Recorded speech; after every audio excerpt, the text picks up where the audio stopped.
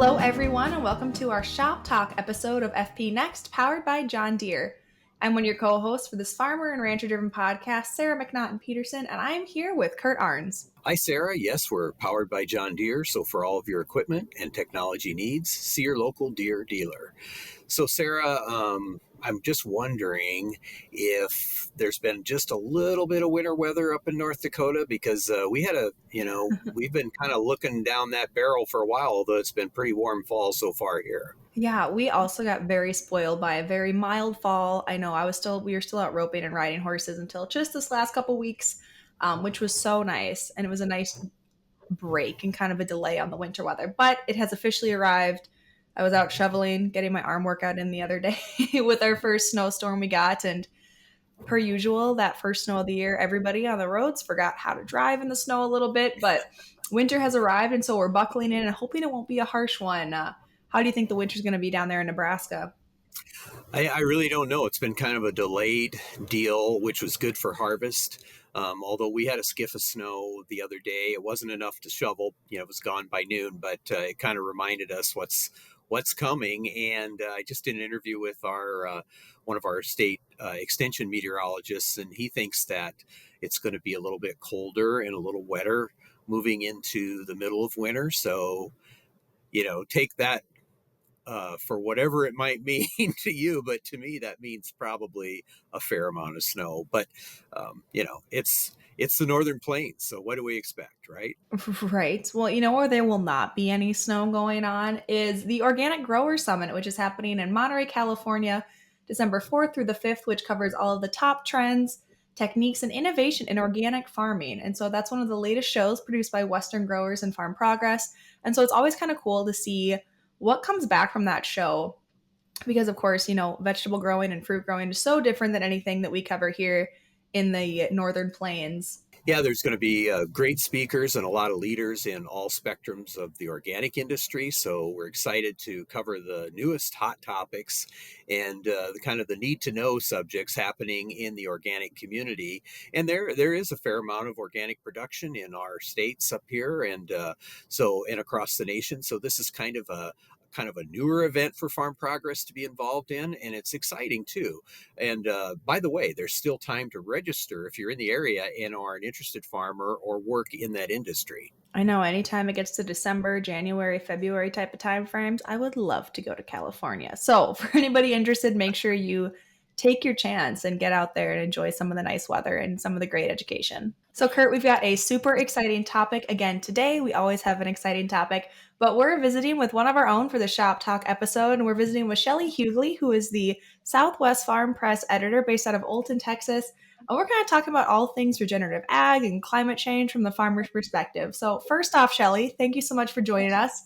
And can you start off telling us a little bit about your family and your farm there in Texas? So we are in Olton, Texas, which is between Amarillo and Lubbock, and we farm whatever's penciling out. I would have said we're cotton farmers, but we really are always penciling out and looking at what the cost of inputs and commodity prices and just trying to weigh all of that. And so lately we've had a great market for sorghum silage. So we've grown a lot of that. It's also a great rotational crop. It's great for soil health. It's weathered the drought well. As many of the commodities this last year, sorghum silage was not great. We grew some. We diversified more. We also grew some black-eyed peas this year and just some grain sorghum. So there was just a lot of diversification this year. Nothing was penciling great, but some of it penciled a little. So my favorite farmer is obviously my husband. If you've ever read my columns, you know that that's how I refer to him, is as my farmer. He is like many of the farmers that I interview. He doesn't want to be on anybody's radar, right? Like he just wants to be on the tractor doing what he does. And I love it because I'll go to meetings and people will come up to me that I know and some that I don't know, actually often that I don't, and say, how's your farmer? And so I tease him and say, people know you. They ask about you. They want to know how my farmer is. And I know he wants to go, Shelly, they did not hire me. They hired you. And but anyway, so my farmer, Preston, and then we have 3 kids. Breely Beth is getting ready to graduate from Texas Tech University with her master's in agricultural communications. So if you're looking for a great communicator, I got a girl. And my son is at West Texas A&M University, and he is majoring in ag business, ag eco. He's not for certain that he wants to come back and farm full time, and we're leaving that option guilt free for him to decide. We want him to choose it because it's his passion and not because he feels obligated. And then our little Hallie Kate is home. She's in high school, and this is kind of a fun season with her because we've never had her all to ourselves. And so my farmer and I are loving it. We may be driving her crazy. For all we know, she's texting her siblings saying, please come home and divert their attention, please. So fun season, love the family farm. Little background on me, I did not actually grow up on a farm. I was born in Canada. And in late elementary, we moved to Abilene, Texas, and where I graduated from high school, and then went to Texas Tech University, and went knowing my whole life I was going to be a nursing major. Took anatomy and physiology twice, made a D twice, and the Lord and I revisited my calling. And I had a semester, that next semester, I just took a course in anything I was remotely interested in. And for some crazy reason, I've always been interested in agriculture. And anyway, took a history of agriculture, loved it. And one of my friends that was an ag ed major said, what have you decided? And I said, well, this sounds crazy, but I really love agriculture. But I wasn't born and raised in it. And she said, Shelley, who cares? She said, why are you at school? You're here to learn. She said, if you love agriculture, switch your major. Look at AgCom. And she said, you've got ranching kids that know nothing about row crop production. You've got row crop kids that know nothing about ranching. And she said, you'll catch up. You'll be fine. And so I switched my major and have fallen absolutely in love with it. And so that's kind of where I started, and just met and married my farmer at a church in Lubbock, and he swept me off to the farm, and I've been there ever since. Yeah, it sounds like Shelley, you're just like all farmers. Try and figure out a way to make a living, and you'll figure out how to produce what grain or what livestock you have to do that. And farmers are pretty resilient, but also creative. And sounds like you're just like so many of our listeners and readers. But you get to write about it as well as live it, which is probably a big bonus. So Sarah and I are going to take a food tour someday. So almost very nearly every guest that we've had on FP Next throughout this whole year, we have asked this one question, and it's, really burning on our topic. And that is, where do you like to get a burger? I mean, you're in Texas, so you've got great beef. So I'm assuming you have a few spots probably in mind. So obviously beef is big in Texas, but for us in Olton, Texas, we are privy to a restaurant. It's called Rahino's Barbecue and Market, and they have hands down the best barbecue. So if you're looking for ribs, brisket, smoked turkey, this is the place to come. And it's locally owned. In fact, the first time I bought barbecue from this family was out of their garage in their driveway, and they have slowly built their business and now have a storefront, restaurant, a side market. And we don't have a grocery store here. The closest one is 25 miles away. And so their market keeps a few fresh items, but for sure, the best barbecue around. I don't order barbecue anywhere else. Absolutely. And kind of before I dive into the full, because climate change, of course, we kind of talked about it in our Ag Buzzwords episode a couple weeks ago, of just what it means to farmers. And I know when we were talking about doing this episode, talking about climate change, it kind of came from this idea. I was visiting with a USDA sunflower seed researcher and seed developer, and he was talking about one of the things that his primary focuses are on is building resilient seeds. So kind of as that report from the Intergovernmental Panel on Climate Change, he's talking about creating varieties that are successful in multiple types of conditions. And so they want to make sure that the seeds that they're producing can handle the growing environment that's kind of changing back and forth. And so the wider variation of weather conditions are some of those things that he's trying to build those varieties to be resilient against. And you had a really great comment about what you think of climate change as what it means for your farm. And so can you share us a little bit about what climate change means for your farm and your family? When you ask me about climate change, I really don't, like you said, I don't have a strong opinion about really any of it or who's to blame. Like it seems to be a big blame game. The reality is, and I've heard even other farmers say it to me, they're like, I don't know if it's climate change, I don't know what you want to blame it on, but for sure the climate's changing. Drought seems to last longer. Our summers are hotter than they were. um and we have less water. So all I can tell you is that I'm watching my farmer, as I mentioned previously. He is constantly looking for ways to conserve. We're doing less tillage. We're like I said, planting crops that are more drought tolerant. Um, and farming is a constant adapting and changing and adjusting, adapting, changing and adjusting, and that's what he's constantly doing. I think that's an important point in that, what is the most important thing for most family farmers? And if you ask them, they'll say, so that the farm is here so I can hand it on to the next generation if they want to be here. And so why would we do anything to desecrate or harm the land when, that is the one thing that we can hand on to that next generation? I feel the same way. I think, practically every family farmer I've talked to kind of feels that way. So I can, what you're saying kind of resonates with us too, I think. Um, as you interview farmers around your area in Texas and beyond, what are some of the big practices that are evolving, specifically on the farm that, maybe you can give some examples of some farmers, but it would be interesting, to know how that compares around other regions. But what are some of the specific practices that are kind of taking hold, or things that farmers are trying to do to kind of make their land as resilient as they can? So for sure, water is really the centerpiece of really all our decisions, what we're growing, how much we're growing.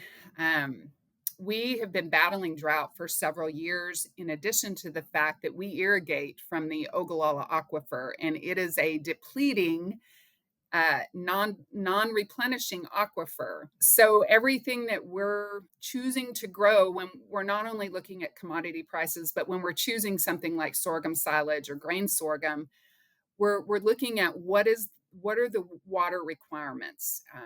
Used to, we irrigate with center pivots, and used to we would irrigate a full circle.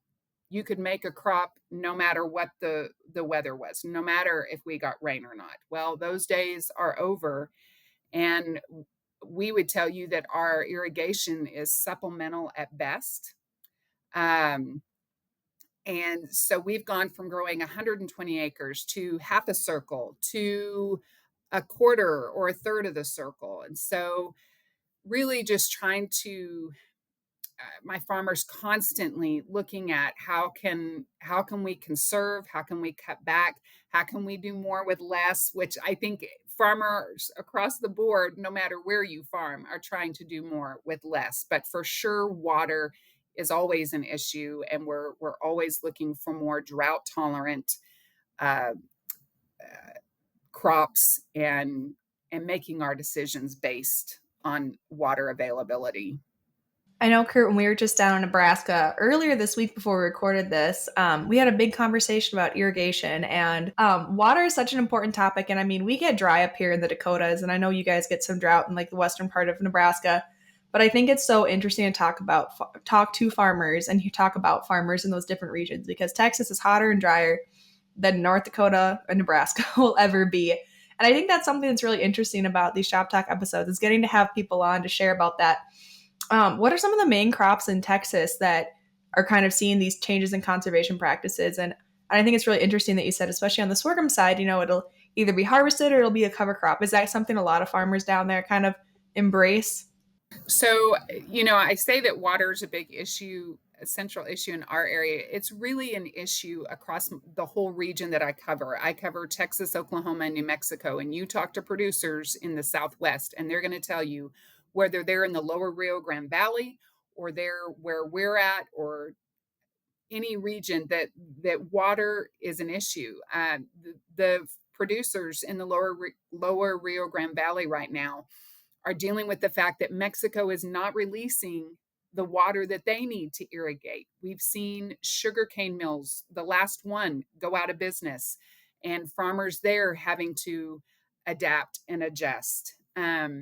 So, for sure, it's something we're seeing across the Southwest. Just recently, I attended Harvest in Del City, which is near El Paso. Well, they are irrigating from a completely different aquifer than we irrigate from. And so you're out in the middle of this desert. There's the beautiful Guadalupe Mountains. And all of a sudden, I turn off a dirt road, and there are just circles and circles of this beautiful cotton. And it's yielding anywhere from 3 bales to as high in spots 7, 8 bales. But they're, like I said, they're irrigating from a completely different aquifer and having very different results. Now they have their own problems, like that water's high in sulfur, so they're having to combat that. And so it just seems like no matter where you go in the Southwest, irrigation and water is definitely an issue, and drought seems to be prevalent, and those triple digits temperatures just seem to be lasting longer. And this year was interesting too, because we were seeing triple digit temperatures August, September, even into October, the beginning of October. So they're not only higher, but they're lasting longer. And that's something everybody seemed to experience in the Southwest. I know in drier climates, cover crops is an iffy enterprise for a lot of folks. Even though it's extremely popular, growing all the time, it's not a new idea. It's just an old idea that we rediscovered, I guess. But it seems like, and I'm sure it's the same in Texas as it is here, that to make cover crops work in more arid climates, livestock can be a really key component, because you can utilize and graze some cover crops depending on what it is and gain, it's a grazing value. As far as making it, financially work towards your bottom line, then adding livestock seems to be a better enterprise. In some of the farmers and ranchers that you've interviewed, I mean, how does livestock play a role in their operations, not only from cover crops, but also from just the standpoint of, making the economics work on their farms? So cattle have always been big in Texas. When you think about Texas, you think of longhorns, you think of cattle. But for sure, with the drought, and especially in my area, we're seeing a real shift from row crop to cattle. Now, a lot of it's for diversification, purposes. We don't want all our eggs in one basket, and then a lot of it is because they're looking at the water situation. My farmer and I were driving to Plainview recently, and I said, "Hey," I was following him, and I said, "I'm going to pull over at one point and I need some stock photos of some drought cotton." It dawned on me it was fence after fence after fence, and used to I could pull over anywhere and take a picture from the bar ditch and get a picture of cotton. But a lot of that land now is fenced for cattle. They're still doing some row crop, but a lot of wheat and a lot of cattle. And so we're definitely seeing a shift. I know in taking a look through some of your previously written articles, which we will have your author page linked in the episode description so everyone can check out some of Shelly's stories and commentary about Texas agriculture. And a lot of it seems it's like water woes, like trying to figure out what to do with like drought. Is that kind of your hot topic you've covered a lot this year, is that drought and the lack of water in your area? One of the things that's been really neat this year, I had set up an interview in La Crosse, Texas, and with the Colepples. And when I went, I said, "Hey, I just want to cover cotton harvest in South Texas." And so when I show up, it happens to be a bumper crop for them. Like a personal best. And so I'm literally taking 5 million pictures because it is the most beautiful cotton. And then when I went to Del City, it was the same thing. Like I literally kept telling myself, I was like, Shelly, stop taking pictures, get in your vehicle and leave. But that has not been the norm this season. It's been another tough year. And sometimes it's hard to write what you live and live what you write. And the reality is that my husband and I, at one point we were driving checking water. That's something we do together on Sunday mornings. And he and I were having a discussion late this summer, and he was like, Shelly, if we could just get one more rain. And and I get emotional talking about it, if you're a farmer's wife, you've had that conversation. If we could just get one more rain. In the last 3 years, that's 4 years, that's been a real common, gosh, if we could just get one more, this would be a game changer. And a lot of farmers in the Southwest, we didn't get one more rain. And so we have farms that the crop made. We have farms where the sorghum, we never harvested it. Thankfully, that will be a great cover. Um, there's still benefits, but obviously we needed the income from the harvest. So while it's been really encouraging to see some great cotton and to see some great crops this year, um, it's the reality is that it's been another tough year. And so on top of the drought, you have high inputs, a lack of irrigation water, and just a lot of uncertainty that everybody in agriculture is dealing with. So as a writer, you're thankful and then you're excited for other producers, right? Like I know that farmer's wife has been praying for her own farmer of God, can we just have a good harvest? And so it's exciting to see those great crops, but it's I'll be honest that for a lot of the Southwest, it's been another very difficult year. We understand because we all have lived through those situations, and it is extremely difficult. And I think a lot of times, farmers feel helpless in those situations. I mean, that's the times that we've gone through that. That's been our experience, and that's very difficult. Although we're a pretty tough breed as a rule, so that's the good part of it, I guess. That's kind of all the questions we have for you so far today, Shelly. Do you have any final thoughts of sharing a little bit with our listeners about Texas agriculture and the resiliency and kind of the adaptability of the farmers and your family down there? So, while you and I talk about the complexities of farming, and there's not a farm wife you wouldn't talk to that would have a list, right? Recently my farmer said, "Hey, go with me." It was a Saturday. He said, "Go with me, and we're going to drain sprinklers." Because we were supposed to have a freeze, and I have 48 million things running through my head that need to be done with the holidays approaching. And but I thought, you know what, all the kids are gone. If you're like us, it's hard to find time with just the two of us. And so I said, yes, let's go. And as we drove from farm to farm, I was reminded not just of the complexities of farming, but also the simplicity and the beauty that this life of agriculture offers us. As we're driving, he's telling me we've just had 3-4 inches of rain, which we have not had in years. And, he looks at me and he says, "This is the best wheat crop I've ever had this time of year." And my farmer's been growing wheat a long time. And then we would go to the next field or farm and then he's in the next breath, he's telling me we didn't get to harvest this sorghum because of the drought. And I don't know. I appreciated that afternoon to just drive and to listen and to celebrate in one field. And, then your heart hurts in the next because we didn't get to harvest.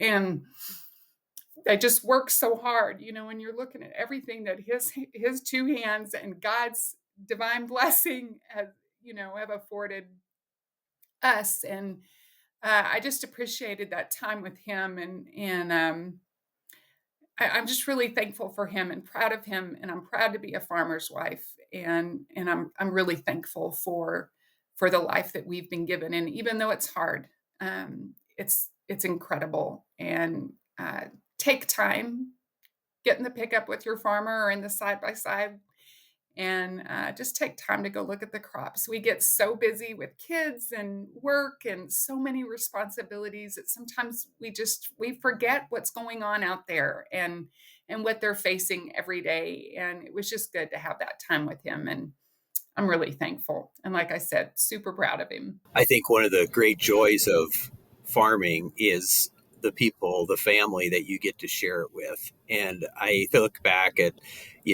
just like you, on those great evenings, out in the pickup, fixing fence with my wife, or, having one of the kids with me, checking cattle, or, out in the field. Those are the golden moments, and what kind of brings you through the tough times and makes it all worthwhile. So boy, I'm sure a lot of our listeners can relate to that for sure. Well, Kurt, I think we had a great conversation with Shelly, and I always love to hear, like we talked about, the farmer perspective on hot topics like climate change. And we'll make sure to link one of our latest episodes talking about ag buzzwords, where we shared a little bit about climate change and methane and Taylor Swift's private jet and things like that in our episode description. So you can give some of our other feedback a listen there. But that about wraps it up for the Shop Talk episode of FP Next, powered by John Deere. Yes, and to our listeners, we want to thank you for tuning in to this episode of FP Next, allowing us into your tractor cab, your truck, on your farm, in your shop, and in your fields. A special thank you goes out to our digital production and marketing team members who put in a lot of work with us.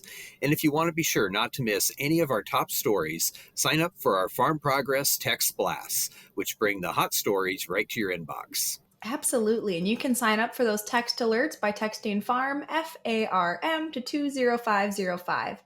Be sure to follow Farm Progress on social media to stay up to date with ag news and more. And check out the digital edition of your regional publication at farmprogress.com. Tune into our next episode of FP Next. We're going to do a special feature episode on the Organic Grower Summit that we talked about earlier that happened in Monterey, California, with Farm Progress's very own Don Torti. Yeah, I'm excited to talk with Don. We haven't had him on FP Next, but he's such a mainstay at Farm Progress. And we're not just going to talk about the Organic Grower Summit, but we're going to pick Don's brain on all of the farm shows and a lot of the different inner workings of Farm Progress over the years since he's been with us for so long. It should be a great conversation. Absolutely. We always love visiting with Don. And remember, you can follow along with FP Next by listening and subscribing on your favorite podcast platform or YouTube or at Farm Progress Online. And be sure to leave us a review if you enjoy the show. Sarah, you always say 5 stars or nothing. Absolutely. And just a little note that if you have a favorite episode as we're wrapping up kind of our 2024 episodes of FP Next, send us an email or reach out to us and let us know what your favorite episode is so we can make sure we're covering your favorites for this next year. And if it's agriculture, your friends at Farm Progress have you covered. Here's wishing you high yields and good weather. We'll see you next time.